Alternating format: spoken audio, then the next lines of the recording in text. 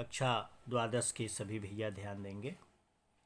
कवितावली जो उत्तरकांड से लिया गया है उसका जो पहला पद है कवित्त छंद में लिखा गया है। कवित्त छंद में 2 चरण होते हैं और दोनों चरणों में मिला करके 31 वर्ण होते हैं। प्रथम चरण में 16 वर्ण होते हैं, उसके बाद यति होता है। द्वितीय चरण में 15 अक्षर होते हैं, उसके बाद यति होता है। तो ये कवित्त छंद में गोस्वामी तुलसीदास ने इस पद को लिखा है।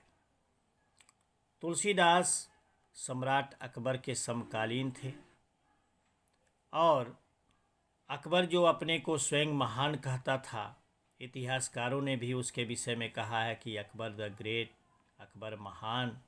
लेकिन अकबर के शासन व्यवस्था में कितनी दुर्व्यवस्था थी, लोग कितने बेरोजगार थे, कितने दीनहीन थे, कितने गरीब थे, कितनी सामाजिक विषमता थी, इसका चित्रण गोस्वामी तुलसीदास जी करते हैं। किसबी किसान कुल बनिक भिखारी भाट, चाकर चपल नट चोर चार चेटकी, पेट को पढ़त गुण गढ़त चढ़त गिरी, अटत गहन गन अहन अखेटकी, ऊंचे नीचे करम धर्म अधर्म करी, पेट ही को पचत बेचत बेटा बेटकी, तुलसी बुझाई एक राम घनश्याम ही ते, आग बढ़वागते बड़ी है आग पेट की। उस समय लोगों को भर पेट भोजन नहीं मिलता था।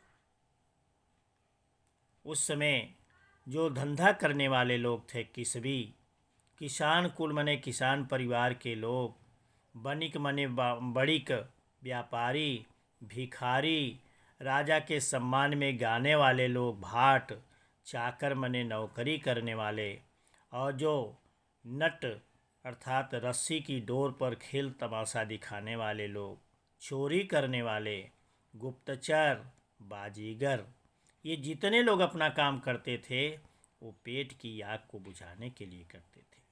पेट को पढ़त गुण गढ़त चढ़त गिरी। पेट को पालने के लिए ही विद्यार्थी दूसरे के गुण को गढ़ गढ़ करके पढ़ते थे। जो पर्वतारोही होते थे पर्वतों पर चढ़ जाते थे। अटत गहन गन अहन अखेट की, और घने जंगलों में लोग जीविका को खोजने के लिए भटकते रहते थे। शिकारी घने जंगलों में घूमते रहते थे शिकार करने के लिए। अर्थात सबका उद्देश्य क्या था, किसी तरह से हमारा पेट भर जाए, 2 जून की रोटी मिल जाए। इतनी दरिद्रता अकबर के शासनकाल में थी। ऊंचे नीचे करम धर्म अधर्म करी, पेट ही को पचत बेचत बेटा बेट की। उस समय का समाज ऐसा था कि पेट की आग को शांत करना है तो कौन सा काम ऊंचा है, कौन सा काम नीचा है, कौन सा कर्म करणीय है, कौन सा अकरणीय है, कौन सा नैतिक है, कौन सा अनैतिक है, इसका लोग विचार नहीं करते थे। और यही कारण है कि पेट की आग को बुझाने के लिए वे अपने बेटा और बेटी को भी बेचने में संकोच नहीं करते थे।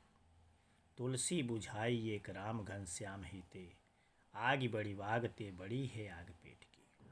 गोस्वामी तुलसीदास जी क्या कहते हैं कि ये जो पेट की आग है वो समुद्र में लगने वाली आग से भी भयंकर है।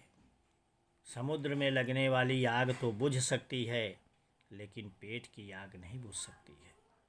इसलिए तुलसीदास जी कहते हैं कि पेट की आग को कौन बुझा सकता है, प्रभु श्री राम रूपी बादल ही बरस करके बुझा सकते हैं। इसमें रूपक अलंकार का प्रयोग किया गया है। तुलसी बुझाई एक राम घनश्याम ही ते, आग बड़ी वागते बड़ी है आग पेट की। अर्थात प्रभु श्री राम रूपी बादल जब आकाश में छा जाएंगे, बरसेंगे, तभी जा कर के पेट की आग शांत हो सकती है। इस कवित्त के माध्यम से गोस्वामी तुलसीदास जी कहते हैं कि जीवन का जो संकट है वो कैसे कटेगा, जब हम प्रभु श्री राम की शरण में जाएंगे। वर्तमान समय में तुलसीदास जी का यह कथन कितना प्रासंगिक है, यह विचारणीय प्रश्न है। तो कि वर्तमान समय में तो केवल अगर भगवान का हम भजन करते हैं तो उससे हमको भरपेट भोजन नहीं मिल सकता है, इसके साथ ही हमको कर्तव्य भी करना है। भगवान श्री कृष्ण का जो उपदेश है कर्मण्येवाधिकारस्ते मा फलेषु कदाचन, अर्थात व्यक्ति को अपना कर्म करना चाहिए, फल की इच्छा नहीं रखनी चाहिए। लेकिन ये भी ज़रूरी है कि हम हर काम के लिए प्रभु का नाम लें, भगवान के विषय में सोचें, उनके शरण में जाएं और अपना कार्य भी करते रहें।